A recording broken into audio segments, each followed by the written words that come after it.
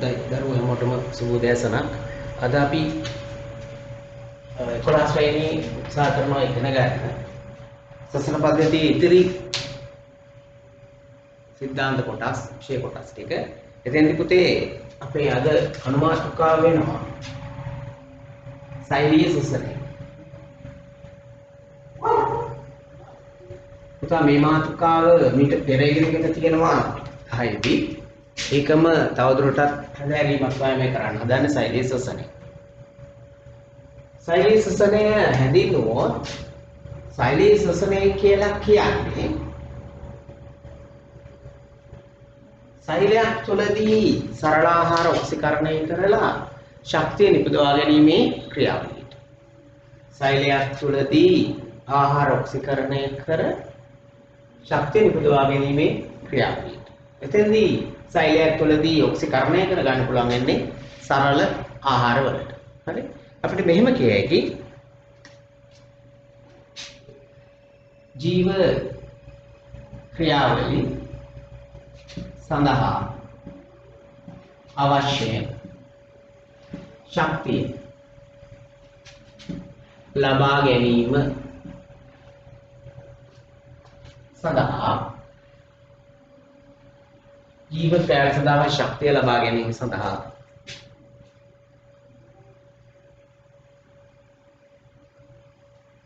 සජීව සෛල තුළදී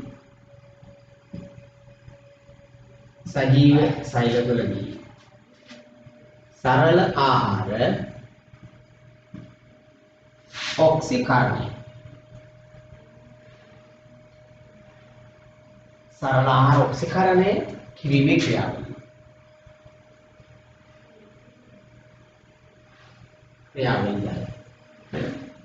සෛලීය සසනය කියන්නේ ජීව ක්‍රියාවලිය සඳහා ශක්තිය ලබා ගැනීම සඳහා ලබා ගැනීමට සජීව සෛල තුළදී ආහාර ඔක්සිකරණය කිරීමේ ක්‍රියාවලිය. එතෙන්දී අපි විශේෂණ පදයක් විදිහට යොදා ගන්නවා සරල ආහාර කියන එක. ජීව ක්‍රියාවලිය සඳහා ශක්තිය ලබා ගැනීම සඳහා සජීව සෛල තුළදී සරල ආහාර ඔක්සිකරණය කිරීමේ ක්‍රියාවලිය. මේකට අපිට පුළුවන් ප්‍රතික්‍රියාවක් දෙන්න. සසන ප්‍රතික්‍රියාව.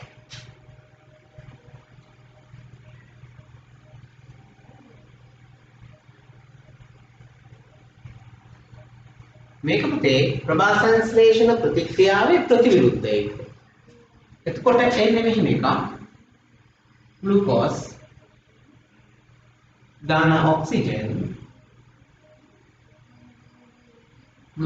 දාන ඔක්සිජන් මොනවාද?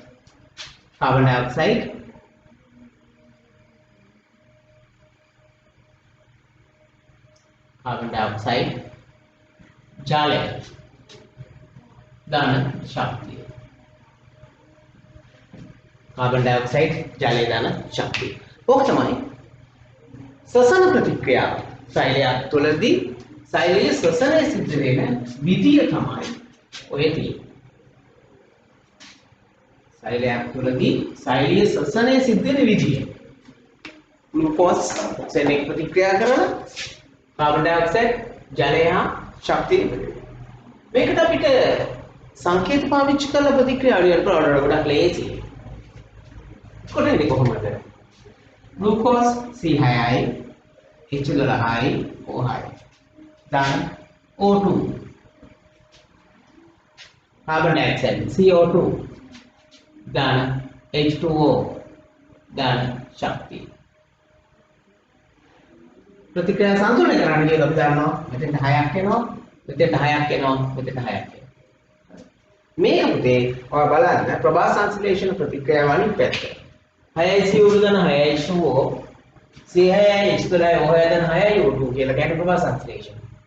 මේ ප්‍රභා සංශ්ලේෂණයේ අනිත් පැත්ත ග්ලූකෝස් අණුව ඔක්සිජන් අණු 6ක් එක්ක සම්බන්ධ වෙලා कार्बन डाइऑक्साइड अणु 6කුයි ජල අණු 6කුයි නිදහස් කරලා ශක්තිය ලබා දෙනවා. right? මේක තමයි සෛලීය සසනේ ප්‍රතික්‍රියාව.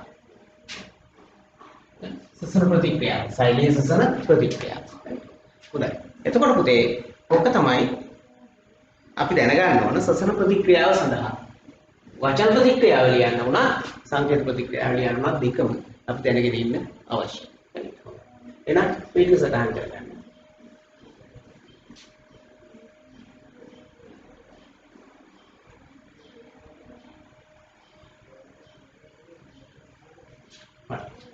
ඊළඟට අපි බලමු ශ්වසනයේ ප්‍රධාන කොටස් දෙකකට බෙදන්න. ස්වායු ශ්වසනය හා නිර්වායු ශ්වසනය කියලා. එතෙන්දී පුතේ ශ්වසනය සඳහා ඔක්සිජන් ලබා ගැනීම ඔක්සිජන් භාවිතා කිරීම හෝ නොකිරීම තමයි මේ ශ්වසනය බෙදා ගන්න ලබන්නේ. සෛලීය ශ්වසනයේදී ඔක්සිජන් භාවිතා කිරීම හෝ නොකිරීම අනුව ශ්වසනය. හරි. අනුමානකව අපේන්නේ ස්වායු හා නිර්වායු ශ්වසනය. ස්වායු ශ්වසනය හා නිර්වායු ශ්වසනය.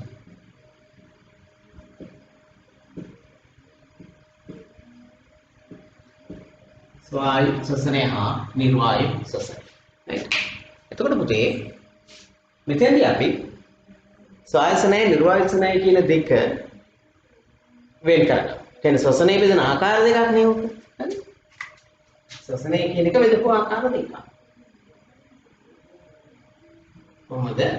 ප්‍රථම ස්වායු ශ්වසනය. අනිත් එක තමයි නිර්වායු ශ්වසනය.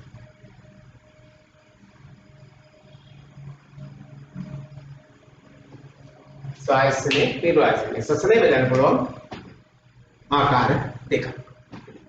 එතකොට අපි මේ දෙන්න වෙන වෙනම ඉගෙන ගන්න බලමු. ස්වායු ශ්වසනය කියන්නේ පුතේ ජීවි සෛල තුල ඔක්සිජන් භාවිතා කරමින් ශ්වසනය කිරීමක් තමයි ස්වායු ශ්වසනය කියලා කියන්නේ. නිර් කියන්නේ නෑ කියන එකනේ. නිර්වායු ශ්වසනය කියන්නේ එහෙනම් ඔක්සිජන් භාවිතා නොකර සිදු කර ගන්න ශ්වසනය. මේක සටහන් කරන්න.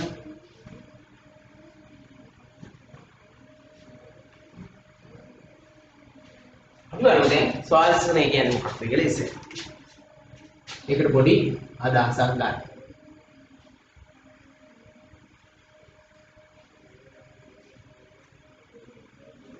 ස්වායු ශ්වසනය ගැන අදහසක් ගන්න. ස්වායු ශ්වසනය කියලා කියන්නේ ඔක්සිජන් වායු සහිත සජීවී සෛල තුළදී O2 වායු ඔක්සිජන් භාවිතා කරමින් සිදු කරන ශ්වසනය.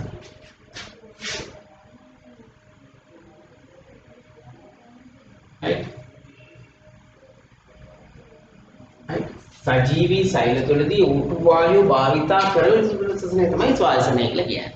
එතකොට ස්වායු ශ්වසනයේදී ඒකක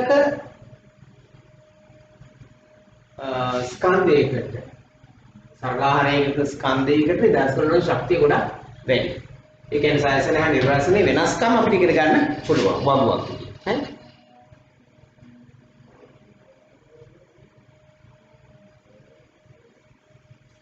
අපි වෙනස්කම් වගුවක් හදමු. එතකොට හරියි. සජීව සෛල තුළ O2 වායු භාවිතාවෙන් සිදු කරන ශ්වසනය තමයි ස්වායු ශ්වසනය කියන්නේ. ඒක අපි කලින් ලිව්වා මොකක්ද? C6යි H6O6 දාන 6යි O2 6යි CO2 දාන 6යි H2O දාන ශක්තිය. ඕක තමයි ස්වායු ශ්වසනයට අදාළ වෙන ප්‍රතික්‍රියාව.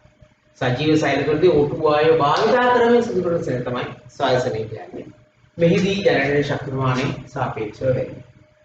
මෙහිදී ආහාර සරල ආහාර මුළුමනින්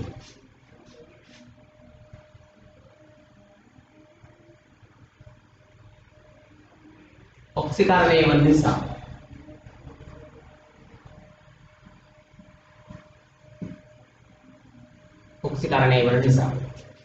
මෙහිදී ආහාර මුළුමනින් ඔක්සිකරණය වන නිසා මොකද වෙන්නේ? නිදහස් වෙනවා. ශක්ති ප්‍රමාණය වැඩි. අන ජනනය වල ශක්ති ප්‍රමාණය වැඩි. නිසා වාසිදායකයි සායස්. වැඩි ශක්ති ප්‍රමාණයක් ලැබෙන නිසා. එහෙනම් අපි නිර්වායසනය ගැන ඊළඟට අපි බලමු.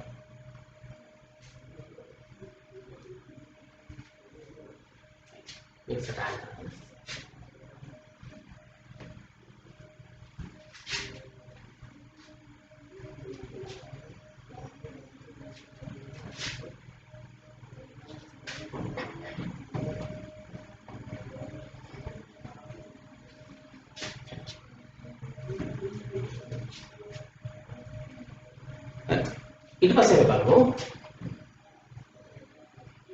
නිර්වායු ශ්වසනය.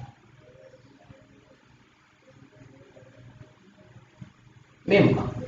මේ කියන්නේ සජීව සෛල තුළදී ඔක්සිජන් නොමැතිව භාවිතා නොකරමින් සිදු කරන ශ්වසනය. සජීව සෛල තුළදී ඔක්සිජන් වායුව භාවිතා නොකරන සිදු කරන සෛලීය ශ්වසනය.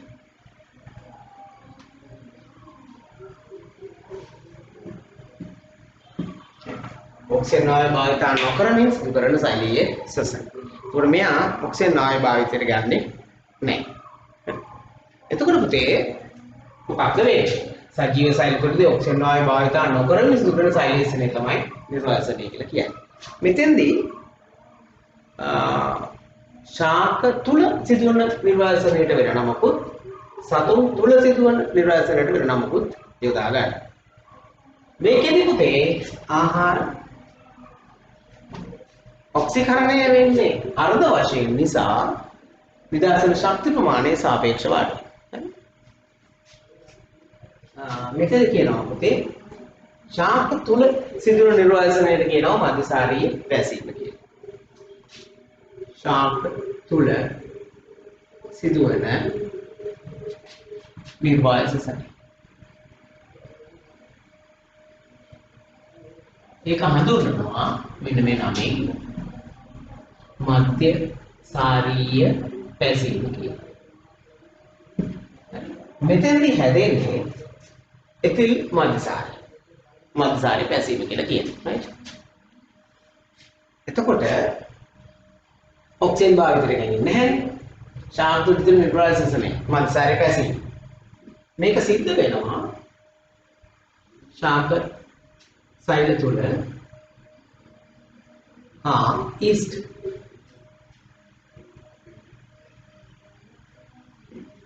ඊස්ට් සෛල තුල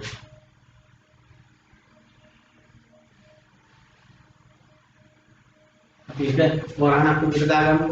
කරුණ ශාක සෛල තුල ඊස්ට් සෛල තුල සිදුවේ.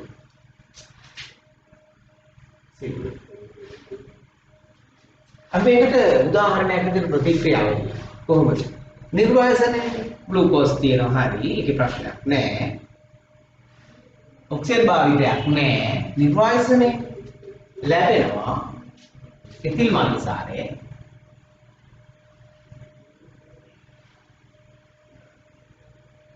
එතිල් මධ්‍යසාරය හම්බ වෙනවා. කාබන් ඩයොක්සයිඩ් හම්බ වෙනවා ශක්තිය. कार्बन डाइऑक्साइड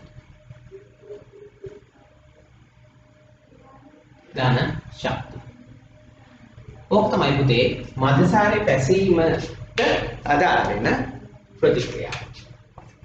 මේක මීරා රාබවට පත්වීමේ ක්‍රියාවලිය සිද්ධ වෙන්නේ මේක. මේ මීරා රාබවට පත්වීමේ ක්‍රියාවලියේදී මෙතන ඊස් තමයි භාවිතයට ගන්නේ. උදාහරණයක් තෙලිදිය. ඕක නෙවෙයි. තෙලිදිය නැත්නම් මීරා ඉතුරු වලින් කපා ගන්න සුක්‍රෝස් ද්‍රාවණය මීරා කියන එක. ඒක මොකක් වෙනවද? එතිල් මධ්‍යසාරය වෙනවා. කාබන් ඩයොක්සයිඩ් වෙනවා ශක්තිය බවට පත් වෙනවා. right? එතකොට ග්ලූකෝස් එතිල් මන්සාරේ කාබන් ඩයොක්සයිඩ් සහ ශක්තිය බවට පත් වෙන්නේ නිර්වායු ශ්වසනය. right. හොඳයි. එහෙනම් ශාක තුලසිදු නිර්වායු ශ්වසනය කියන්නේ මන්සාර පැසීම කියන්නේ. සතුන් තුලසිදු මන්සාර පැසීම ගැන ඊට පස්සේ අපි බලමු. මේක සටහන් කරන්න.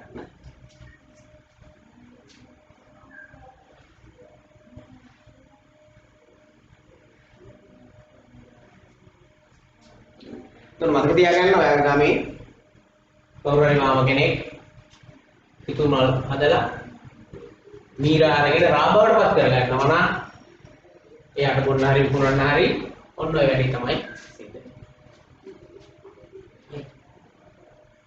ග්ලූකෝස් නෙමෙයි එතන තියෙන සුක්‍රෝස් ද්‍රාවණය. ග්ලූකෝස් එකක් නෙමෙයි සුක්‍රෝස් ද්‍රාවණය. ඒ සුක්‍රෝස් ද්‍රාවණයට තමයි ඊස්ට් වැටෙන්නේ. ඒ ඊස්ට් තමයි මන්සාර බවට පත් කරලා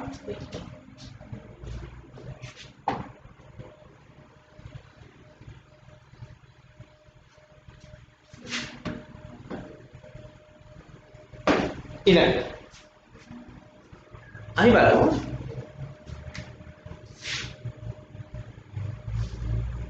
සතුන් තුල සිදුවන නිර්වාය ශ්වසනය.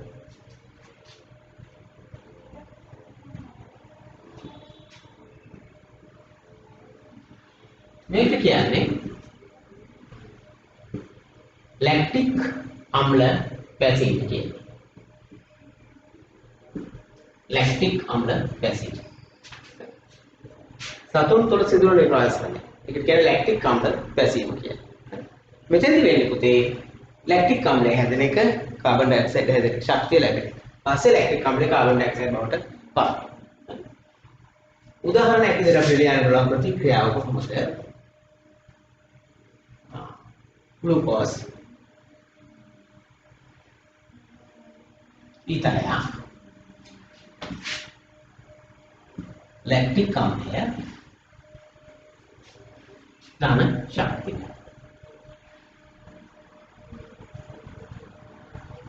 लैक्टिक अम्ल दान शक्ति में लैक्टिक अम्ल पास कार्बन डाइऑक्साइड सा चले बहुत पत्ते මේ ක්‍රියාවලිය සිද්ධ වෙනවා වේගවත් පේශී ක්‍රියාවලියක. හරි. ඒ කියන්නේ වේගවත් දිවීමකදී හිම ස්වායසසනයෙන් ලැබෙන ශක්තිය ප්‍රමාණවත් වෙන්නේ නැති වුණොත් ස්වායසන ලැබෙන ශක්තිය ප්‍රමාණවත් වෙන්නේ නැති වුණොත් මොකද කරන්නේ? නිර්වාසනය වෙනවා සෛල තුල. එතකොට එහෙම කරලා ශක්තිය ලබා දෙනවා ඉතිරි පේශී ක්‍රියාකාරීත්වයන් සඳහා ධාවනය සඳහා. එහෙම ලබා දුන්නු ශක්තියෙන් වැඩ ඉවර වෙනවා. ඒතර ලැක්ටික් අම්ලය හැදිලා පේශි වල තියෙනවා. මේ ලැක්ටික් අම්ලය පේශි වලට විසයි. එහෙම වුණොත් වෙන්නේ මොකක්ද? එහෙම වුණොත් වෙන්නේ කෙන්ඩ පෙරළෙන්නේ. එහෙම කෙන්ඩ පෙරළෙන්නේ නැති මොනවාක නිර්ත කෙනෙකුට එහෙම සිද්ධ වෙන්නේ නැහැ. එහෙම වුණොත් මොකද වෙන්නේ? මේ ලැක්ටික් අම්ලයට පස්සේ කාබන් ඩයොක්සයිඩ් සහ ජලය බවට පත් වෙනවා. පත් වෙලා ඉවත් වෙලා යනවා අති ධාතු. රයිට්. එහෙනම් අපි මෙහෙම කියමු.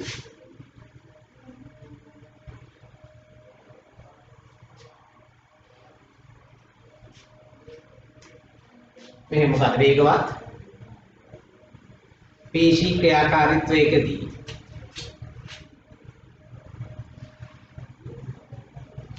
පේශී ක්‍රියාකාරීත්වයකදී 100 meter when right ස්වායු ශ්වසනය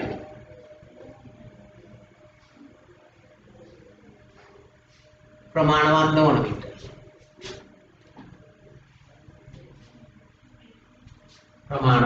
විට නිර්වායු ශ්වසනය සිදු කර අවශ්‍ය ශක්තිය ලබා ගැනීම. අවශ්‍ය ශක්තිය ලබා ගැනීම.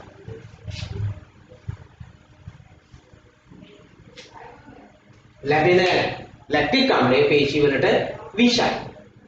ඒ නිසා කෙන්ඩ පෙරලීමකට ලක් වෙන්න පුළුවන්. සෑදෙන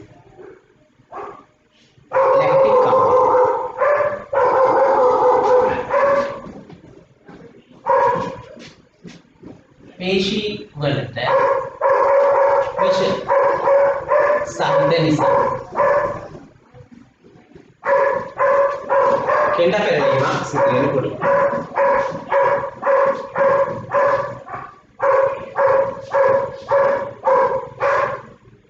කෙන්ඩා පෙරලීමක් සිදු විය හැකියි. සෑදෙන ලැක්ටික් අම්ලයේ පේශි වලට විශේෂයි නිසා කෙන්ඩ පෙරලීමක් සිදු වෙන්න පුළුවන්. නැත්නම් මොකද වෙන්නේ? මේ लैक्टिक अम्ल कार्बन डाइऑक्साइड जले और वेव में था शरीर में चला है ना एक एक प्रश्न है राइट होता है देंगे ना अभी बालान जोड़ी स्वायसने हाँ निर्वायसने निदासन शक्ति है मुझे देखने स्वायसने हाँ निर्वायसने राइट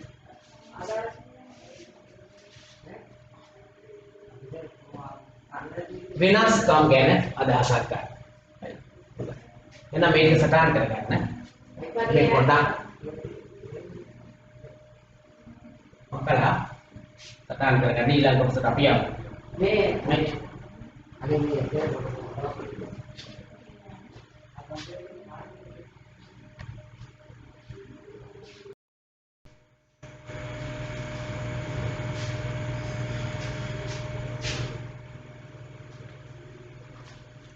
सायसने हाँ निर्वासने विनाशकम सायसने हाँ निर्वासने गुणने के लिए शक्तिय गबड़ावे हैं सायसने हाँ निर्वासने विधानसन शक्तिय गबड़ावे ने ATP करना एडेनोसिन ट्राइफॉस्फेट के ना रासायनिक संयोग गया तो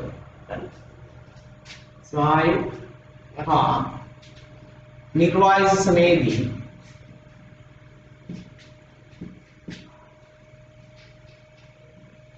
गुडने की है शक्ति स्वायु हाँ निर्वासन यदि गुडने की शक्ति है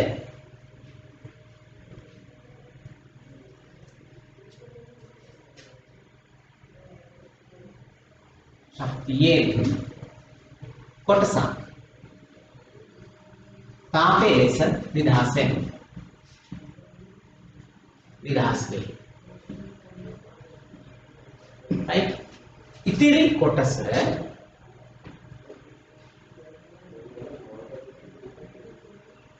रासायनिक शक्ति रासायनिक शक्ति लेसर इतनी कोटस रासायनिक शक्ति लेसर कोई दे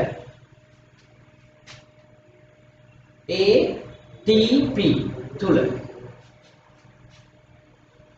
एडेनोसिन ट्राइफॉस्फेट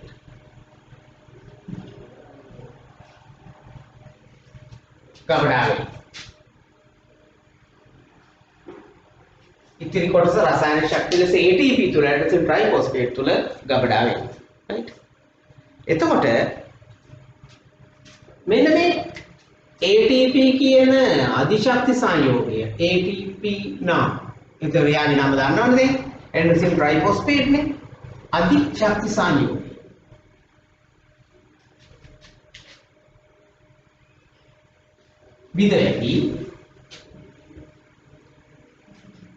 विधवेटी शक्ति निदास कर ADP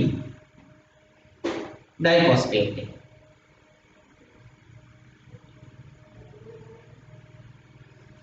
डाइफॉस्फेट एडेनोसिन डाइफॉस्फेट हाँ शक्ति है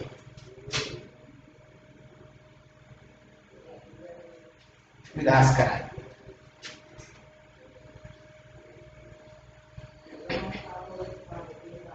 एडेनोसिन डाइफॉस्फेट हाँ शक्ति है विदास कराए एक में हम एक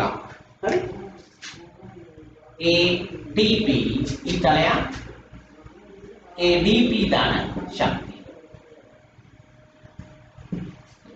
ATP के संयोग ADP डाइफॉस्फेट वर्ड पत्र शक्ति विदास कर ADP वर्ड शक्ति दुन्नो ना ATP है ADP वर्ड शक्ति दुन्नो ATP है ना ADP हाँ शक्ति वर्ड पत्ते मैं एक सटान करेगा हूँ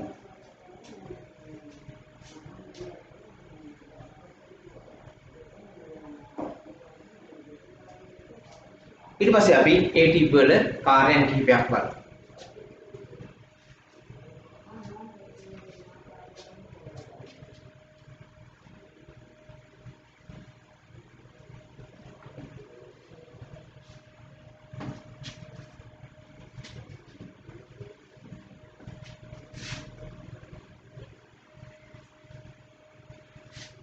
අනුමාත්‍රකාව ATP වල කාර්ය.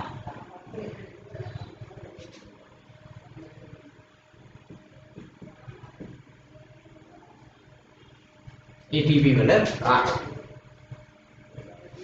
කාර්ය තුනක් පුතාගේ පොතේ කියනවා. එකක් තමයි ශක්තිය ගබඩා. ගබඩා තැන්පත් කරගන්නවා මේ ශක්තිය. දෙවෙනි එකේ ශක්තිය නැවත නිදහස් කරනවා. ශක්තිය නිදහස් කිරීම.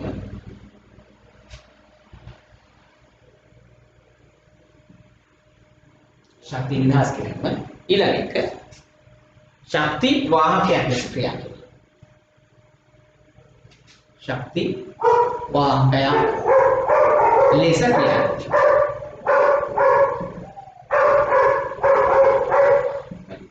ශක්තිය ගබඩා කිරීම, ශක්තිය නිදහස් කිරීම, ශක්ති වාහකයක් ලෙස ක්‍රියා කිරීම. මොක තමයි ATP වල කාර්යයන් වෙන්නේ. ඊට පස්සේ මේක සඳහන් කරන්න.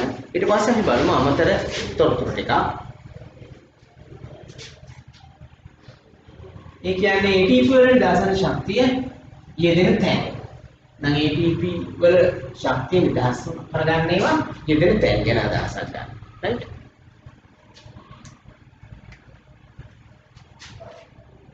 ATP වල තැන්පත් ශක්තිය භාවිත කරන අවස්ථා.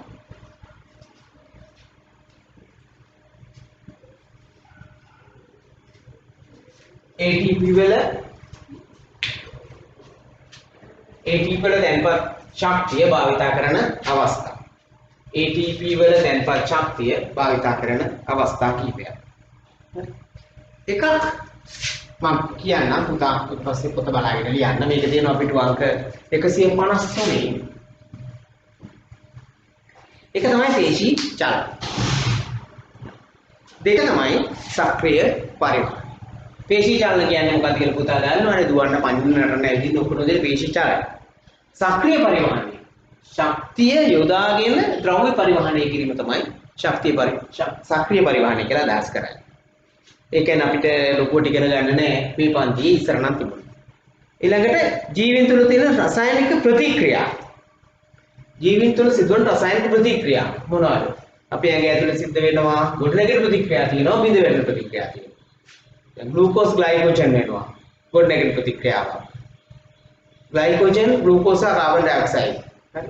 ග්ලයිකෝජන් ග්ලූකෝස් වෙනවා, ග්ලූකෝස් කාබන් ඩයොක්සයිඩ් සහ ජලය බවටපත් වෙනවා බිඳ වැටෙන ප්‍රතික්‍රියාව. ඊට පස්සේ සරල සංයෝග වලින් සංකීර්ණ සංයෝග සංශ්ලේෂණය කිරීම. සරල සංයෝග වලින් සංකීර්ණ සංයෝග සංශ්ලේෂණය කිරීම. උදාහරණය ඇමයිනෝ අම්ල වලින් ප්‍රෝටීන් හැදෙනවා. ග්ලූකෝස් වලින් ග්ලයිකෝජන් හැදෙනවා. ඒ වගේ ඊළඟට නවසෛල නිපදවීම. අලුතෙන් සෛල හදන්න පුතාව වැඩෙන්නේ. මියගිය සෛල වලට අලුතෙන් සෛල හදන්න. සමහර ජීවීන් විසින් ආලෝක නිපදවීම කලාමැදිරිය. රෑබදුල වගේ අය. සමහර ජීවීන් විසින් විදුලි නිපදවීම. විදුලි ආල. ඕම් වගේ ටිකක්. එතන දෙනවා බලන්න 1 2 3යි 4යි 4යි 5යි 6යි. 1 2 3 4 5 6 7ක් තියෙනවා. එතකොට ඒ කරුණු හත මෙතන 153 වෙනි තියෙන එක පිටුවේ තියෙන එක සටහන් කරගන්න. right? ඊට පස්සේ අපිට ගිය හැකි ඊළඟ අනුමාත්‍රකාව අද අපි ඒ ටික කොහොම හරි එකට කරගන්න බලමු. තව ඒ අනුමාත්‍රකාවක් අපිට කියන්න පුතේ. ඒකත් පුතාටම කරන්න පුළුවන්ද කියලා බලමු. එහෙම නැත්නම් අපි එකට සටහන් බලමු. මොකද්ද? ස්වායු ශ්වසනයේ නිර්වායසනයේ වෙනස්කම්.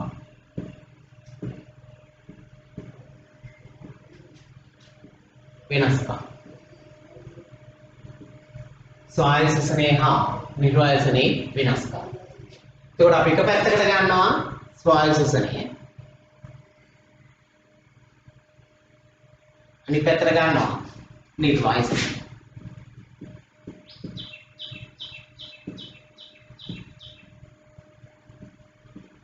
කොහොම ඒවනේ ගොඩක් වෙලාවට ප්‍රශ්න පත්‍ර වල අහන්නේ අපි ඒවට ලෑස්ති වෙනවා. ස්වායු ශෝෂණයේදී එක ඔක්සිජන් භාවිතාවය.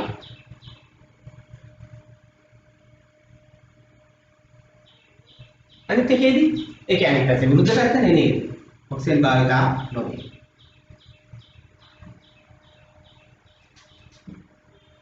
ඔන්න එකක් හරි. ඔක්සිජන් භාවිතාවේ ඔක්සිජන් භාවිතා නොවේ. තව එකක්. මෙතන කියන්නේ ග්ලූකෝස් අණු මොකක් වෙනවද? පූර්ණ වශයෙන් බිඳ වැටෙනවා. පූර්ණ වශයෙන්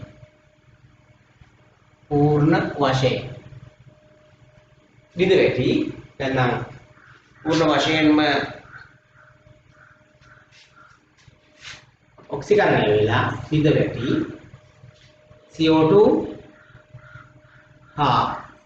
CO2 ජලය හා ශක්තිය.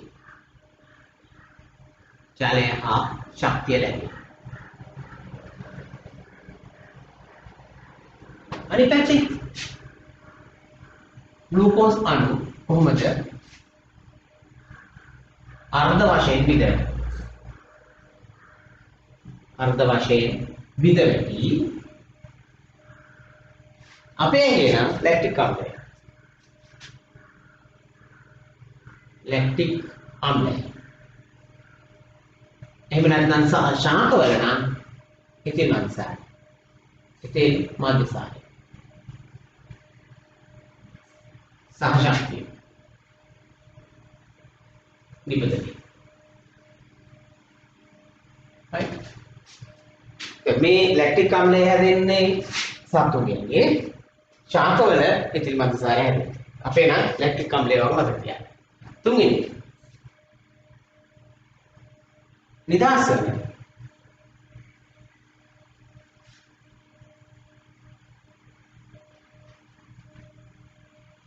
වෙන ශක්ති ප්‍රමාණය වැඩි. නිදහස් වෙන ශක්ති ප්‍රමාණය වැඩි. මෙතන නිදහස් වෙන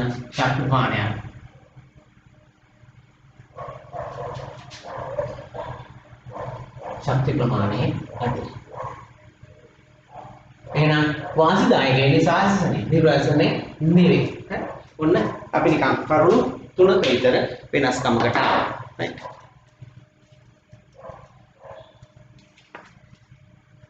මේ දෙකේදී ශක්තිය නිදහස් වෙනවා. ඒකට මතක තියාගන්න ස්වායසනයේදී ග්ලූකෝස් අණු පූර්ණ වශයෙන් බිඳ වැටෙනට අර්ධ වශයෙන් බිඳ වැටෙන්නේ මොකේදීද? නිර්වාසනය. right? එහෙනම් මේ වගේ කරන්න. ඊට පස්සේ ඊළඟ මාතෘකාවට අපි යමු.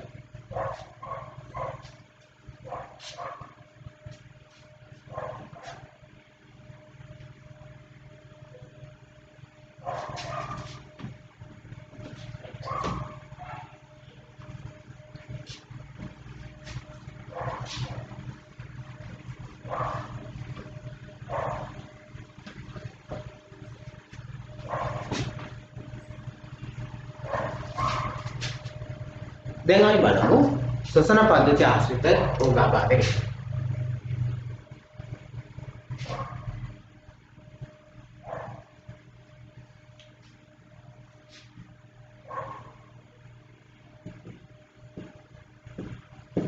ශ්වසන පද්ධති ආශ්‍රිත රෝගාබාධ. අපි පුංචි තොරතුරු ටිකක් එකතු කරමු. ඒ ඇති පළවෙනි රෝගේ සෙල් ප්‍රතික්‍රියාව. එම්බිරිසා රෝග කාරකය. රෝගේ හදන්නේ වෛරස්. ඉන්ෆ්ලුවෙන්සා කියන වෛරස්. රෝග ලක්ෂණ. උදාහරණයක් ගන්නවා.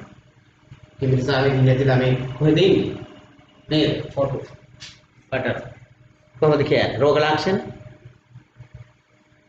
ඉස්සරහේ ආපු නැත්නම් මොකද? හුටු දිගට ගන්නවා. හරි. තාම මොකක්ද වෙන්නේ? හිමිසා ලක්ෂණ සොටු දිගට ගැලීම කැස්ස. කැස්ස. සොටු දිගට ගැලීම. මේ කියන්නේ ශ්ලේෂ්මලනේ. විමලන් වීඩියෝ පොතට. සොටු දිගට ගැලීම. මේකේ අවසාන අවස්ථාවේදී බැක්ටීරියා ආසාදනයක් නිසා කහ පාට වෙන්නේ එම්බිස්සා. පරාමිතිස් කියන්නේ එම්බිස්සා පැසවල කියන්නේ. හරි. බෙහෙත් තියෙනවද? නැහැ. ප්‍රතිකාර නැහැ. මොනවාද? උගුරු කොත්තමල්ලි ටිකක් තම්බලා බීලා ප්‍රතිශක්තිය වැඩි කරගන්න එකක් තමයි කරගන්න පුළුවන් වෙන්නේ. ඖෂධ ප්‍රතිකාරයක් නැහැ. හරි. එතකොට සමහර මේවා මේ රෝගකාරක තත්ත්වයන්ට වළක්වා ගන්නේ කොහොමද? වළක්වා ගැනීම. ඉතින් ප්‍රාථමික සෞඛ්‍ය පුරුදුනේ. प्राथमिक सौख्य पुरुदु अनुगमने किरी දැන් අපි කරන්නේ මේ ප්‍රාථමික සෞඛ්‍ය පුරුදු බණි පොඩක් ඉක්පොඩා වැඩිපුර යොදාගෙන ආත්ෝදනේවා හචිඥාවකට අතින් වහ ගන්නේවා ලේන්සුවක් පාවිච්චි කරනේවා ඒක තමයි ප්‍රාථමික සෞඛ්‍ය පුරුදු කියන්නේ කවුරු හරි හචිඥාලා ඩෙසික පුරාම හොටු අපි අතේ ගෑවෙනවා අපේ නහය ගෑවෙනවා අපිට හැදෙනවා ඒ වගේ එකක් නේ පන්තිය කාට හරි මිරිසා හැදෙනවා 14 දිනකට හැදෙන එක සාමාන්‍ය දෙයක්. right? මේ වෛරස් එක විසිරලා පැතිරලා යන නිසා. එතකොට සෙම්ප්‍රතිශ්‍යාව කියන්නේ ඔන්න වගේ පුංචි ලේඩක්. හරි? ඒත් ප්‍රාථමික සෞඛ්‍ය පුරුදු කිව්වම ගොඩක් දේවල් අයිති. ඒ එම්පිටිසාරිච්ච කෙනෙක් ළඟ හිටියනම් ඉතින් හැදෙනවා. ඒ ප්‍රාථමික සෞඛ්‍ය පුරුද්ද නැත්නම් දූවිල්ල පින්න මේ වගේ දේවල් වලින් හැදෙනවනම් අපි ඒකට ඒකෙන් පැලකිලා ඉන්න උදාහරණ දැන් අචින් යනවා නම් එහෙම පන්ති අතු ගන්නකොට අපිට සිද්ධ වෙනවා මොකක් කරන්නේ පන්ති අතු ගන්න වෙලාවට නහය වහ ගන්න ලොකු ලෙන්සුවකින් වහන්න හරි ඔන්න පළවෙනි රෝගේ සෙම්ප්‍රතිශ්‍යාව අපි මේ විදිහට අනිත් රෝග වලට තොරතුරු හොයමු එතකොට අපි මකන්නේ මෙතන සසර පදිත්‍යාස රෝගාබාධ කියලා ලියලා පළවෙනි රෝගේ ලියන්න අපි ඊට දෙවෙනි එකට යන්න B1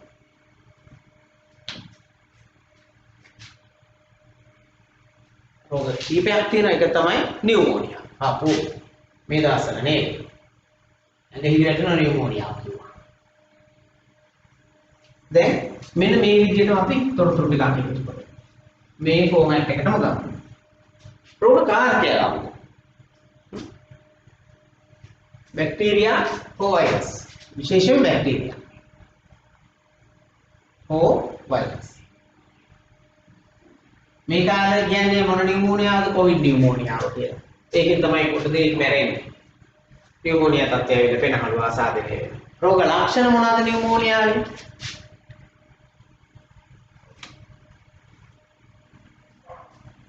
රෝග ලක්ෂණ පෙනහළු තුල දියර එකතු වෙන ද්‍රව පෙනහළු තුල දියර එකතු වීම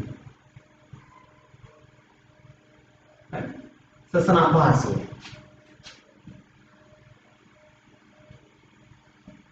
පුතා දැකලා තියෙනවනේ ඉන්දියාවේ කොවිඩ් නියුමෝනියා දිච්ච අය කොහොමද උස්ම ගන්න කොන් ට්‍රයි එකක් දෙන්න කියලා පස්සේ උස්ම ගන්න බැරි වෙනවනේ ඔක්සිජන් වැඩිපුර දුන්නොත් යන්තම් රිකවර් කරගන්න පුළුවන් එහෙම බැරි වුණොත් මැරෙන්න වෙනවා ප්‍රතිකාර නියුමෝනියාවට තියෙනවා ඖෂධීය ප්‍රතිකාර තියෙනවා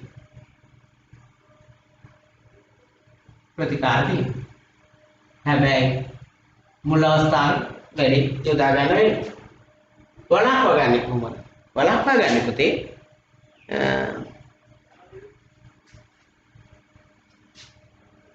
ඒ කියන්නේ කැන්සර් සෙම්ප්‍රතිශ්‍යාව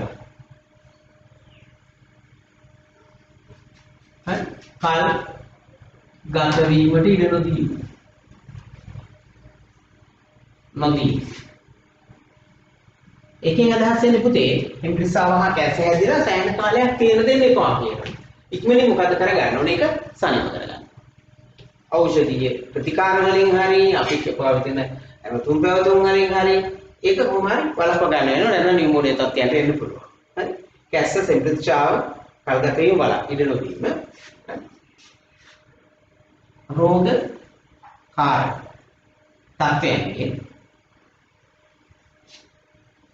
ඉවත් වීම. දැන් එහෙම කටයුතු තියෙන්නේ. දැන් තේරුම් ගන්නකො. අපි දැන් කරන්න හදන්නේ රෝගකාරක තත්ත්වයන්ගේ ඉවත් වීමක්. අපි හදන්නේ පුළුවන් තරම් කොවිඩ් තියෙන ප්‍රදේශවල ඉවත් වෙන්න. ඉවත් වෙලා දීර්ඝකට වෙලා ඉන්නේ. මේ වගේ ක්‍රමයක් අපි අනුගමනය කරන්න හදන්නේ. අන්න ඒ වගේ තත්යකට යන්න කියලායි මේ කියන්නේ. එහෙනම් නියුමෝනියාව එතනින් හරි.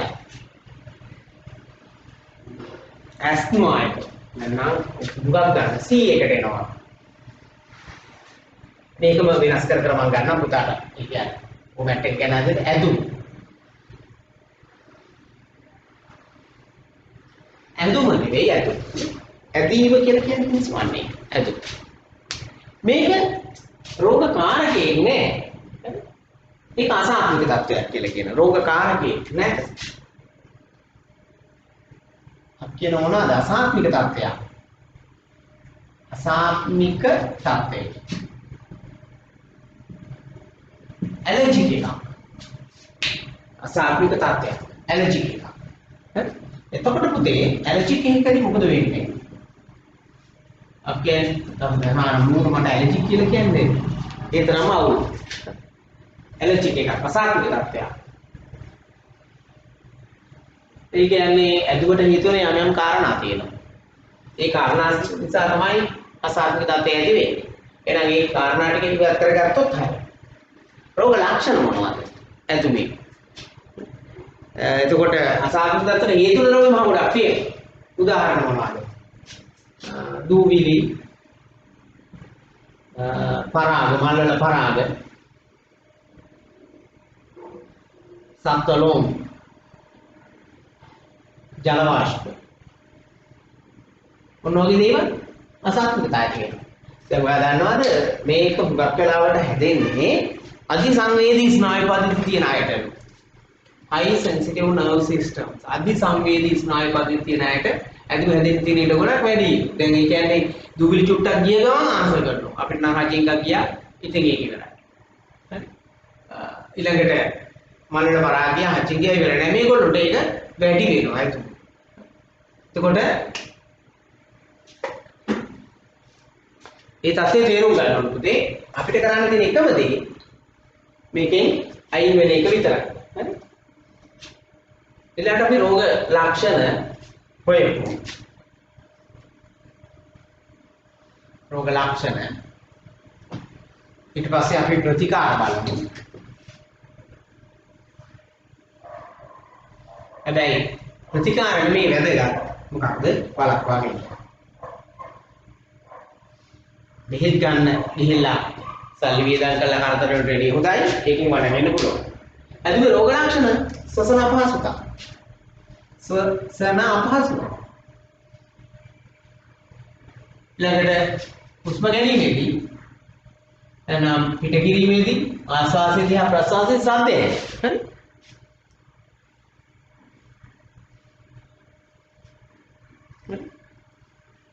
ශබ්ද නිකුත්ති ශ්වසන අපහසුතාවයේ ශබ්ද නිකුත් වීම ඊළඟට ශ්වාසනාල තුල ශ්ලේෂ වල තැන්පත් වෙලා ශ්වාසනාල පටු වෙනවා. හරි?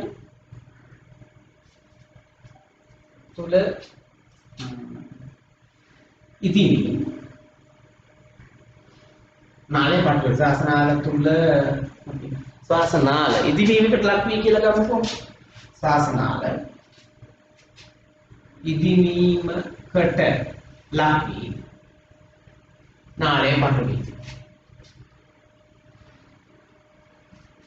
ශ්වාසනාල ඉදිවීමකට ලක් වෙලා නාලේ පටු වී.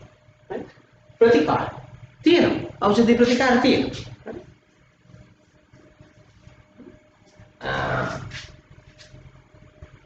ඖෂධීය ප්‍රතිකාරයක්. පුතා දන්නවනේ ඇදීමේදී චිකන් හොස්පිටල් එකට ගෙනාවම අර මැෂින් එකකට අල්ලලා දුමක් වගේ එකක් නායට කප්ප එකක් ගහලා අදින්න දෙන්න. වෙල්ට් වල ඉන්නවා.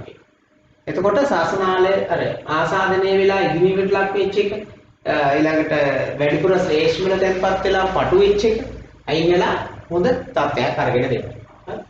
වළක්වා ගන්න මොකද කරන්නේ? මේ අසාත්මික තත්ත්වයෙන් වළකින්න.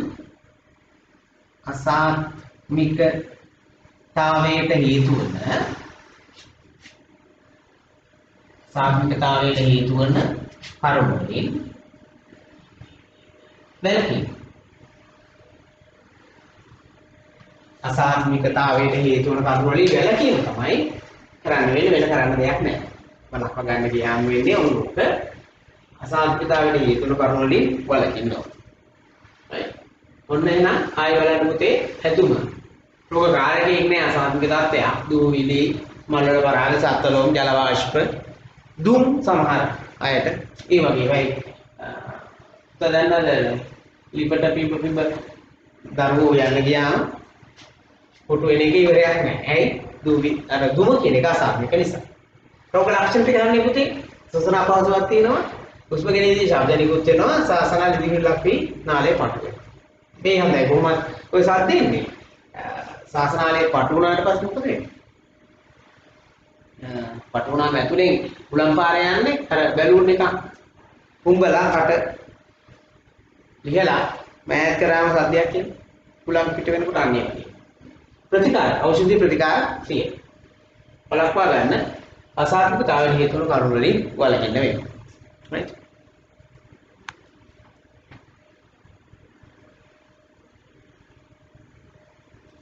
right. ඔන්න ඇදුම හරි. ඊළඟට අපි එනවා D එක. මේක සටහන් කරගන්න. මේ දැන් මේ ටික මම කරලා දානවා. අර කරුණු ටිකටම තමයි අපි එකතු කරන්නේ යන්නේ නිසා. අර ටික එහෙම තියාගන්නවා මම උදාහරණ දෙන්නවද කියන්නේ. මෙහෙම පොඩි ෆෝමැට් එකකට හදලා එකතු කරගන්නේ කරුණු මතක තියාගන්න ලේසි වෙන්න ලියන ප්‍රමාණය අඩු කරගන්නත් කියන කාරණා දෙකට. right? එතකොට මුදේ බ්‍රොන්කයිටිස් සේවා ශ්වාසනාලිකා ප්‍රදාය ABC D bronchitis එන ශ්වාස නාලිකා ප්‍රදාය ශ්වාසනාලිකා ප්‍රදාය රෝග කාරකයා කවුද? වෛරස් එහෙම නැත්නම් බැක්ටීරියා. වෛරස් එහෙම නැත්නම් බැක්ටීරියා සුජීවීන් තමයි බ්‍රොන්කයිටිස් වලට හේතු වෙන්නේ. රෝග ලක්ෂණ මොනවද? ශ්වාසනාලිකා ඉදිවෙනවා. නාලිකා ඉදිවීම, කැස්ස, සසන අපහසුව, බ්‍රොන්කයිටිස්. සසන අපහසුව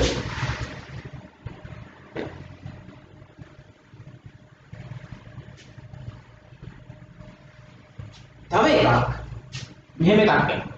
ශ්වාස නාලය නේ ස්වරාලය ඉදිමිලා අසාත්මික වෙලා හඬ එන්නේ නැති වෙනවා. ස්වරාලය ආසාදනය වී කට පිටනොත්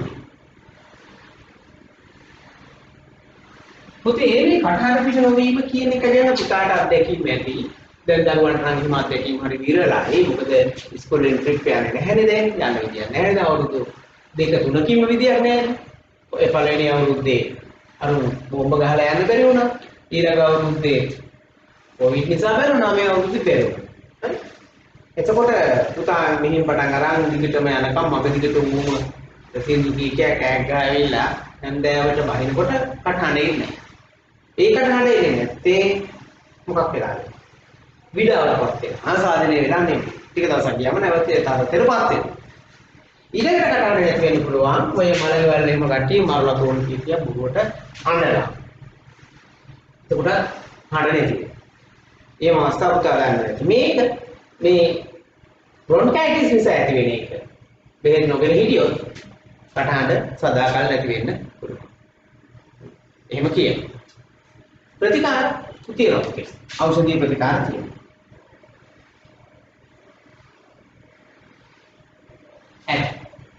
වෛද්‍යවරයෙක් වෙත ගිහිල්ලා ප්‍රතිකාර ගන්න පුළුවන් ප්‍රශ්නයක් නෑ. හරි? වළක්ව ගන්න කොහොමද? පුළුවන් තරම් මේ ආසාද වලින් වැළකෙන එකනේ. එතකොට දැන් අපිට සසන රෝග සාපේක්ෂව අඩුයි. ඇයි අපි මාස්ක් එකක් පාවිච්චි කරන නිසා. නමුත් මාස්ක් එක අලුත් දෙයක් නේ අපිට. මාස්ක් එක අලුතෙන් අපිට ආවේ. ඊට කලින් ඉස්සරහව නම් හරි. ඉස්සරහ පුතා දැකලා සමහර අය බයිසිකල් පදින අය එහෙම මාස්ක් එක පාවිච්චි කරා. හරි? එතකොට වළක්වා ගැනීම මොකක්ද? මෙන්න මේ වෛරස් බැක්ටීරියා ශ්වසන පද්ධතියට ඇතුළින් වළක්වා ගැනීම.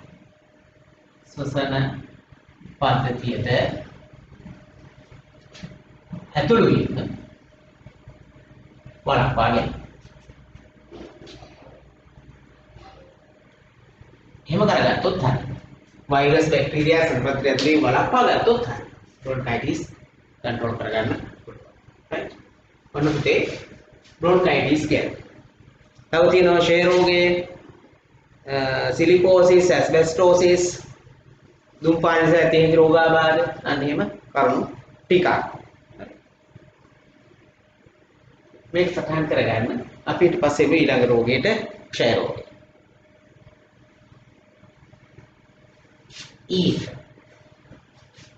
ඒක නම් ලක්ෂණ එහෙම ගොඩක් වැඩි.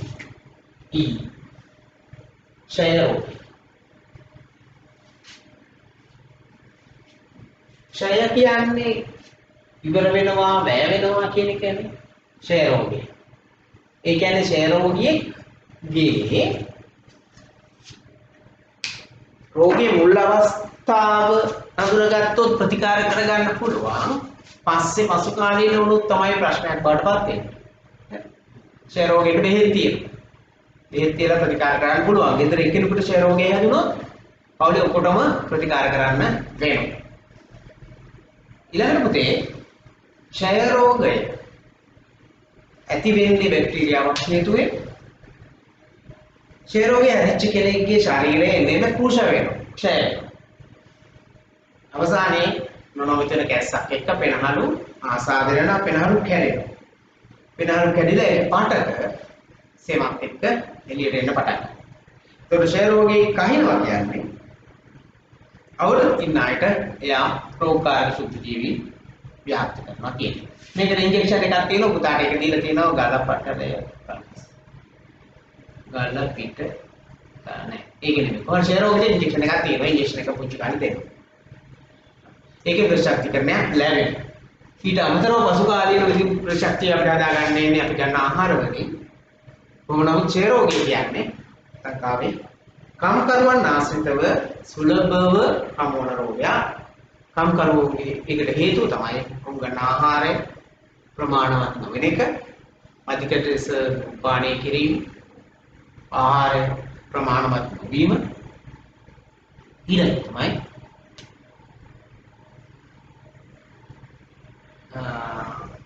වැඩිපුර වැඩ කරනවා ගොඩක් ඊට ප්‍රමාණවත් ආහාරයක් ගන්නෙ නැති.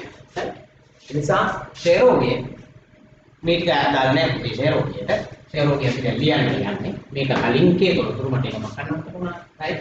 ක්ෂය රෝග ගැන තොරතුරු හොයන්නේ අපි දැන් යන්නේ. ක්ෂය රෝගය ඇති වෙන්නේ බැක්ටීරියාව. බැක්ටීරියා. රෝගකාරකයා බැක්ටීරියාව. tuberculosis. බැක්ටීරියා නම් මට මතක නැහැ. මතක් වුණා කියන්න.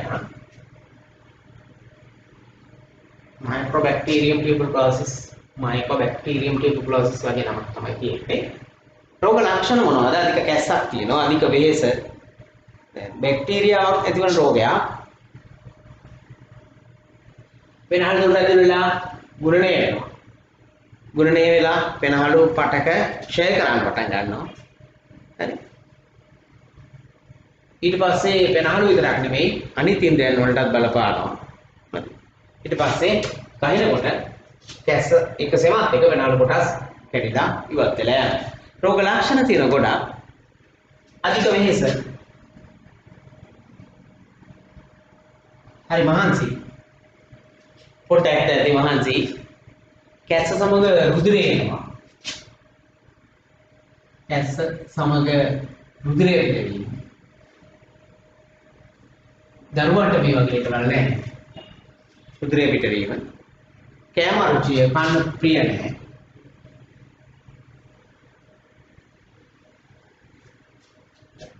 කෑම රුචිය මම කමදාන. තව මොනවද කියන්නේ? උණ ශරීරයේ ෂේ ශරීරයේ ෂේ එන්නේ මොකද වෙන්නේ? බර අඩු වෙවි යන ශරීරයේ ෂේ වෙලා. එතකොට රෝග ලක්ෂණ අධික වෙහෙස, කැස්සම රුධිරය පිටවීම, කෑම රුචිය, උණ ශරීරයේ ෂේ වීම. වගේ දේවල් තමයි රෝග ලක්ෂණ. අධික කැස්ස. හරි.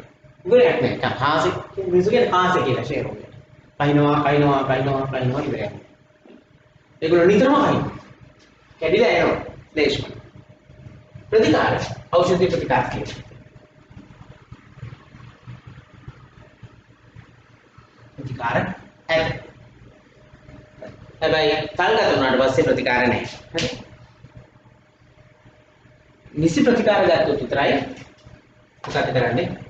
ඖෂධ ප්‍රතිකාර ගත්තොත් විතරක් සනීප කරගන්න පුළුවන්. ලංකාවේ ක්ෂය රෝගය සඳහා වෙනමම වාට් තියෙනවා. දැන් රත්නපුරේ තියෙනවා ලය රෝගවල කියලා කිව්වොත් තනිකරම ක්ෂය රෝගය සම්බන්ධයෙන් ප්‍රශ්න වලටමයි තියෙන්නේ. රත්නපුරේ තියෙනවා හොස්පිටලෙට ඵලයයි එහෙම වෙනම මාංශයක්. ඒකේ ඔය වෙනාලු ආශ්‍රිත රෝග වලට ප්‍රතිකාර කරන තැන ලය. වළක්වා ගන්න කොහොමද? රෝගේ වළක්වා ගන්න නම් පුතේ අපිට වෙනවා. මොකක්ද?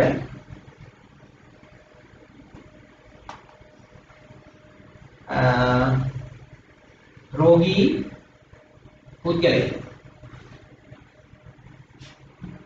නැත් වෙලා ඉන්න හැපි සිටීම. ඊළඟට පෝෂකදායී ආහාර ගැනීම. වාට අදාළ නැහැ. මේක අධික දුම් පානයෙන් වැළකීම. පුතා දන්නවනේ අපි කියන්නේ කාසපූරු කියන්නේ බීඩි වලට.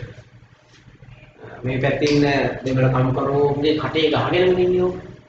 ඒගොල්ලෝ මේ හරියට කන්නේ බොන්නේ නැහැනේ. ඒකට අනිවාර්යයෙන්ම ඒගොල්ලෝ හැන්දෑවට අරක්කු බොඩි එක හෝ ගසින් බොඩි එක අනිවාර්යයෙන්ම කරනවනේ. එහෙම අයට ක්ෂය රෝගය හැදෙන්න ඉන්න ගඩ ගොඩක් වෙයි. ගොඩක් රෝගී පුද්ගලයා ඇතේ සිටීම, පෝෂකදායී ආහාර ගැනීම, අධික ධූමපානයෙන් වැළකීම. ඔන්න එහෙනම් ක්ෂය රෝගය ගැන මතක තියාගන්න. තව එකක් තමයි අපිට පුළුවන් ප්‍රතිශක්තිකරණ එන්නත ලබා ගන්න. ප්‍රතිශක්තිකරණ එන්නත ලබා ගන්න. පුතා දන්නවනේ දැන් අපිට කොවිඩ් වල අවුල තියෙන්නේ ප්‍රතිශක්තිකරණ එන්නත් කියලා ගැටලුවක් නේ.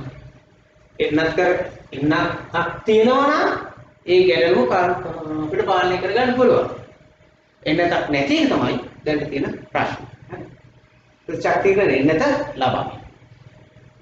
ක්ෂය රෝගෙට ප්‍රතිශක්තිකරණ එන්නත තියෙනවා. ඊළඟට පුතේ අපි බලමු ඊළඟ රෝගය. E එකෙන් පස්සේ අපිට එන්නේ F සිලිකෝසිස්.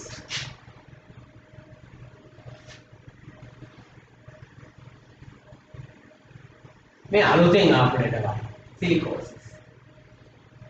ඔන්න මේ ටික අපි මකලා දාමු. ලොකු තොරතුරු ටිකක් නම් සිලිකෝසිස් වලටයි ඇස්බෙස්ටෝසිස් වලටයි නැහැ.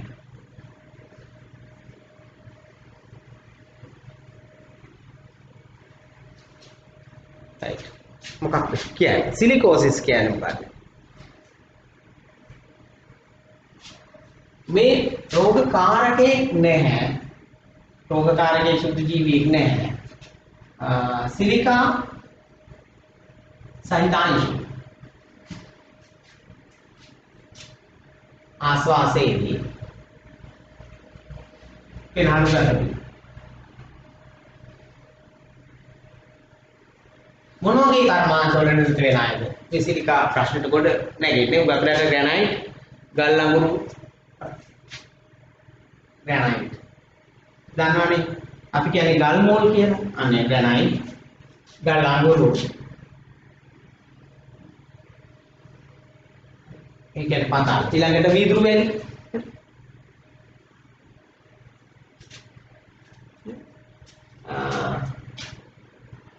වීදුරු වැලි ආශ්‍රිත කර්මාන්ත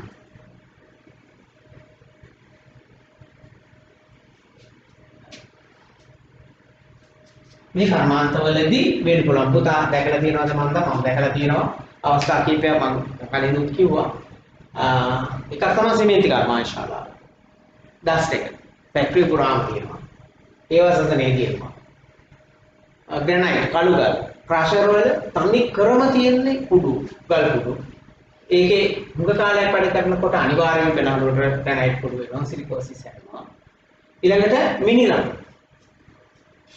කර්මාන්ත මිනිරම් කඩන අය ඒගොල්ලන්ට සුම ගන්නකොට එනවා ඒ වගේම එනවා ඇති මම හරියට දන්නේ නැහැ ප්‍රාතිඥ සහ වෙන උපකරණ ද්‍රව්‍ය නිෂ්පාදන වලදී දැකලා තියෙනවා ඉබිට ටීවී එකේ පෙන්නුවා ප්‍රාතිඥ හදන සම්පරුවන්ගේ කකුල් තන්නේ කරම අර වෙඩි බෙහෙත්තර පාට දිලිසෙන පාට තියෙනවා ඔය යම් ප්‍රමාණයක් පෙනාලු වලට එකතු වෙනවා ශරීරගත දන්නේ නැති ඒගොල්ලන්ට පෙනාලු පිළිකා හෝ සසනාබාධ පසු කාලයට ඇති වෙන්න පුළුවන් ඊළඟ අනිත් එක තමයි hand glove අත්මේස් කර්මාන්තය අත්මේස් කර්මාන්තයේ දැන් අඩි ප්‍රොඩක්ට්ස් ලිමිටඩ් කියලා DPL කියලා කම්පැනි එකක් තියෙනවා ඒකේ තමයි මම දැක්කේ ඇතුලේ තනි කරම තියෙන ඩස්ට් එකක් and again අපි මේ වගේ මාස්ක් එකක් යූස් කරන්නේ නැත්නම් ඒවා පෙනාලුගත වෙනවා රෝග ලක්ෂණ සිලිකෝසිස් වලදී සිලිකෝසිස් අන්නකට අපුරක් නැතිද සිලිකෝසිස් හරි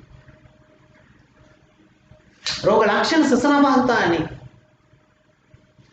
पेनालु पड़गे पेनालु पटक विनाश वीम ससना पासुता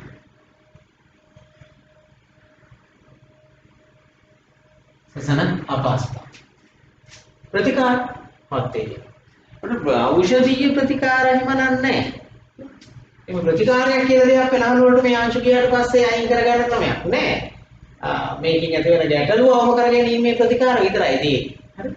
ඖෂධීය ප්‍රතිකාරයක් කියලා එහෙම එකක් නෑ අයින් කරන්න. බෑන් මේව වොෂ් කරන්නේ බලපා ගන්න. හරි. මෙම කර්මාන්තවල යෙදෙන අය යෙදෙන මුව නාස් ආව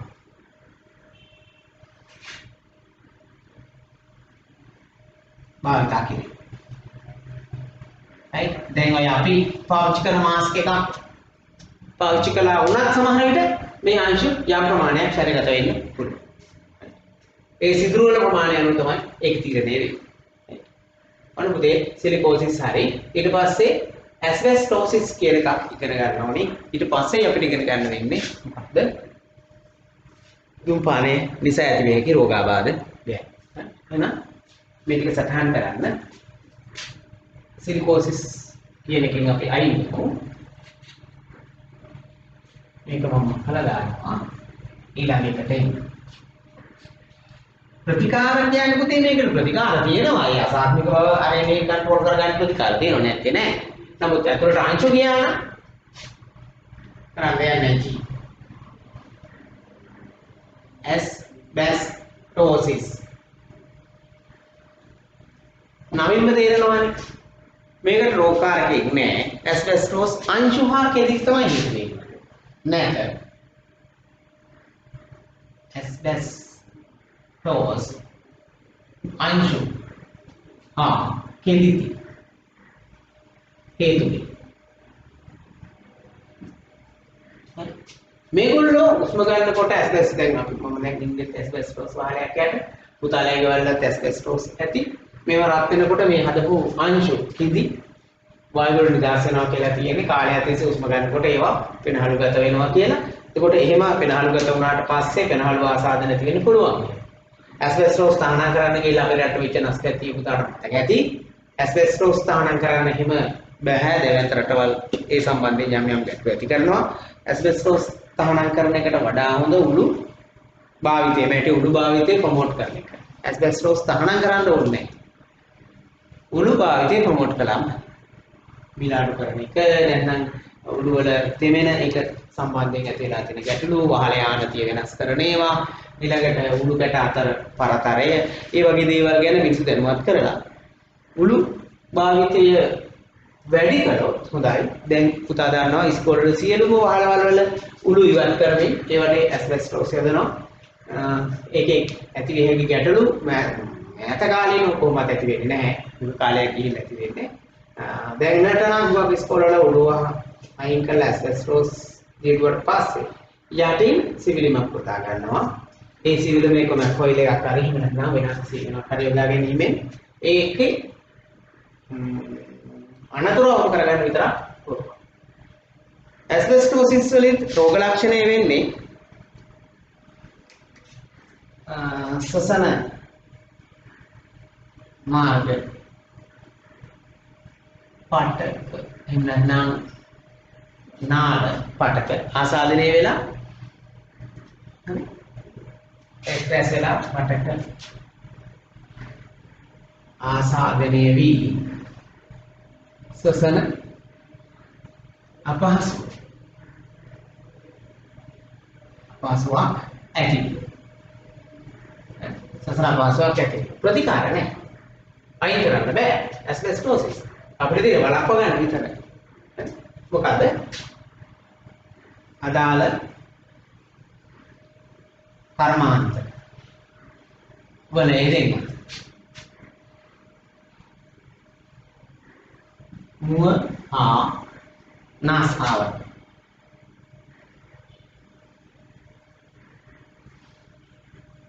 බාහිර පුතා දැකලා ඇති ඇස්බෙස්ටෝස් ඔය වෙවිල්ලද්දි මොන හරි කරද්දී සීලින් ගහද්දී ඒවා කපන අය කටේ ටී-ෂර්ට් එකක් දාලා කපන අය අනිවාර්යයෙන්ම නහය බැඳ ගන්නවා ලේන්සුවකින් එහෙම කරගෙන තමයි වැඩි කරන්නේ අදාළ කර්මාන්ත වෙදෙන්නම් මුවහානාස ආවරණ භාවිතා ඒ අරින්න වෙන කරන්න දෙයක් නැත්නම් ඇස්බෙස්ටෝස් භාවිතයේ අවුරුදු කිරීමට යන්නේ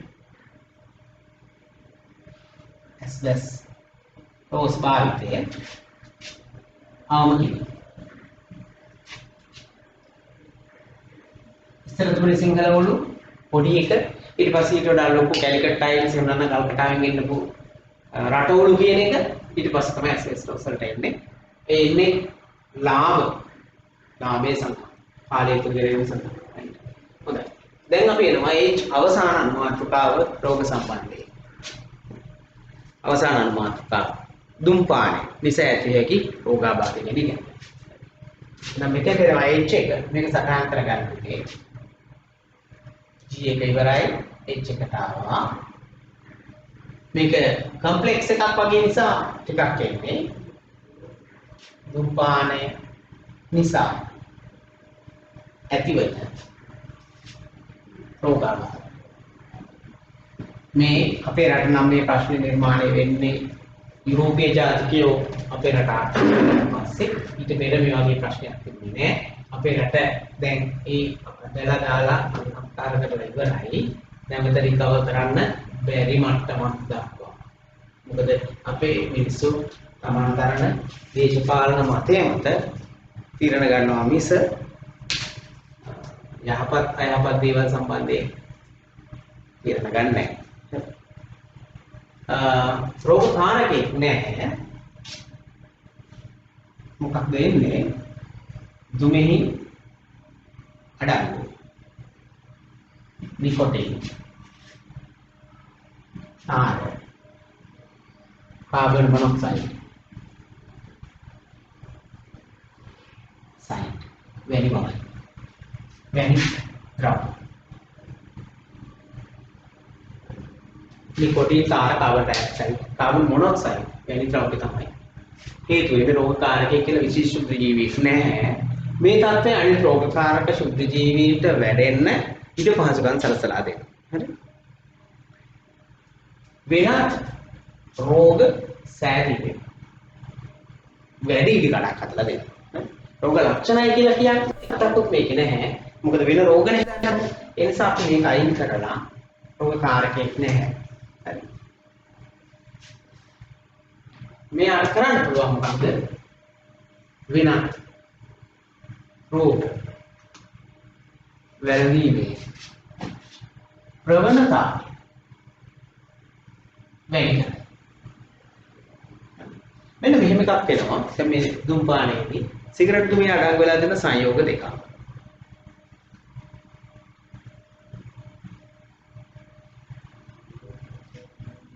හරි. මෙන්න මෙහෙම සංයෝග දෙකක් ගැන කියනවා. සිගරට් දුමේ අඩංගු CO කාබන් මොනොක්සයිඩ්. මෙයා මොකද කරන්නේ? හිමෝග්ලොබින් එක්ක රතුරු ද්‍රාවණය එක්ක තියෙන හිමෝග්ලොබින් එක සම්බන්ධ වෙලා ඔක්සිජන් පරිවහනයට බාධා ඇති කරනවා. හරි. හිමෝග්ලොබින් එක සම්බන්ධ වෙලා ඔක්සිජන් පරිවහනයට බාධා ඇති කරනවා. හරි.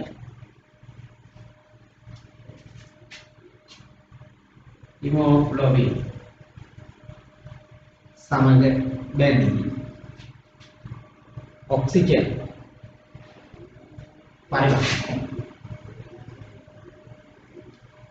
පරිවහනට බාධා ඇති කරනවා. ඔන්න දුමේ අඩංගු කාබන් මොනොක්සයිඩ් කරන වෙලේ. ඊළඟට නිකොටින් කියන සංයෝගය තව එකක් කරනවා. ස්පන්දනය తాවකාලිකව වැඩි කරනවා. right?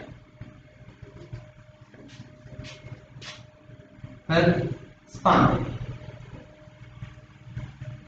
తాවකාලිකව වැඩි කරනවා. ස්පන්දනය తాවකාලිකව වැඩි කරනවා. ඊළඟට ඒ නිසාම රුධිර පීඩනයක් වැඩි වෙනවා. එම නිසා රුධිර පීඩනය වැඩි වෙනවා. එම නිසා රුධිර පීඩනයද වැඩි වෙනවා. සිගරට් දුමේ අඩංගු කාබන් මොනොක්සයිඩ් වගින් වෙන වැඩේ බලන්නකෝ. හිමෝග්ලොබින් සමගදී ඔක්සිජන් පරිවහනට බාධා ඇති කරනවා. නිකොටින් වගේ නර්ව ස්පන්දනයේ తాවකාලිකව වැඩි කරලා රුධිර පීඩනයද වැඩි කරනවා. එතකොට ඒ සංයෝග දෙකෙන් වෙන වැඩි. එතකොට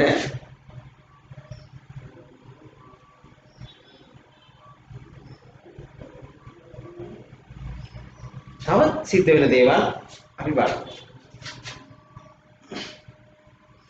මෙඩිකල් සටහන් කරලා මම කරනවා.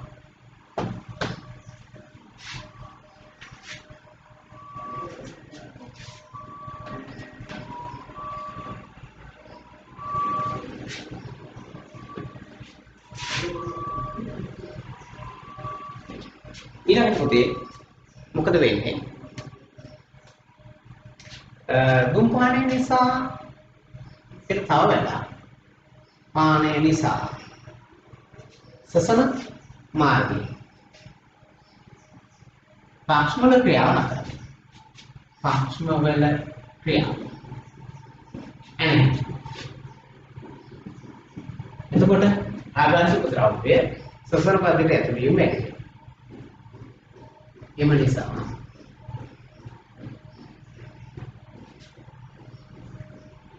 ආගන්තුක ද්‍රව්‍ය සසන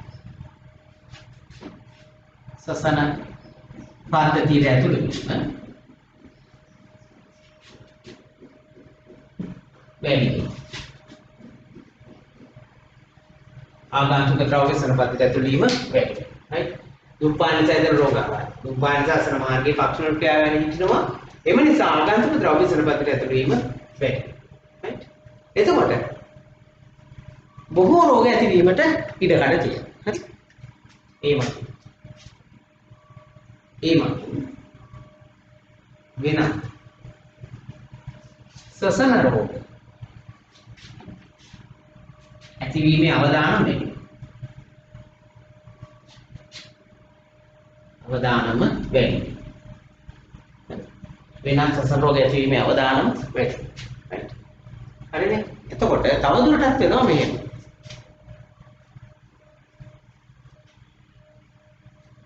තව එකක් තමයි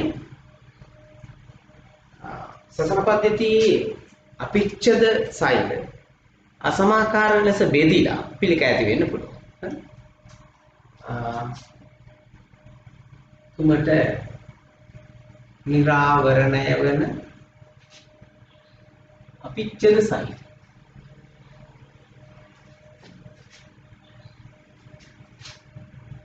අසමාකාර බෙදී පිළිකා සෛල ඇති වෙන්න පුළුවන්. ඇති විය හැකියි. දුමට ගාන අපිච්ඡ සෛල අසමාකාර වෙදී පිළිකා සෛල ඇති වෙන්න පුළුවන්. right. ඔන්න ස්මෝකින් දුපායන්ස ඇති වෙන්න පුළුවන් රෝගාබාධ කිහිපයක්. right. එතනින් ඒ කොටස ඉවර වෙනවා පුතේ. මොකක්ද? සසන පද්ධතියේ ආශ්‍රිත රෝගාබාධ කියන කොටස. හරි. ඊට පස්සේ අපිට ඉගෙන ගන්න තියෙන අලුතෙන් බහිස්රාවී පද්ධතිය ගැන. හරි. මේ සම්බන්ධයෙන් තියෙන ප්‍රශ්න පහුගිය විභාග ප්‍රශ්න පත්‍ර කීපයක් අපි සාකච්ඡා කරමු. බලමු. ප්‍රශ්න පත්‍ර විවිධ තැන්වලදී විවිධ විදියට අපිට මේවා හම් වෙයි. ඒවට උත්තර ලියා ගන්න පුළුවන් මතකයක් තිබුණොත් ඉතාම හොඳයි. හරි. එහෙනම් මේක සටහන් කරන්න. මේක දැන් මම මතලා දානවා. අදට අපි මෙතනින් මේ වැඩ කොටස ඉවර වෙනවා. පුතාට පැය 1යි විනාඩි 35-40 විතර වීඩියෝ එකක් හම්බේ. ඒක අවසන් කරන්න. ලියා ගන්න සටහන් ටික ඔක්කොම අපි නැවත සාකච්ඡා කරමු. ගැටළු සාහිත්‍යයෙන් පන්ති කාමරයේ තුල පන්ති පටන් ගත්තාම කවද පන්ති පටන් ගන්න වේද කියන එක ගැන සම්බන්ධයෙන් තාම අපිට ගැටලුකාරීකමක් තියෙනවා. හරි. ඒක निराकरණය වෙන තෙක් අපිට මේ ක්‍රමයේ තුල තමයි ඉස්සරහට ගමන් කරන්න වෙන්නේ. ඒක එහෙමනම් අදට අපි අපේ වැඩ කොටස මෙතනින් නතර කරමු. ඔබ සිතේ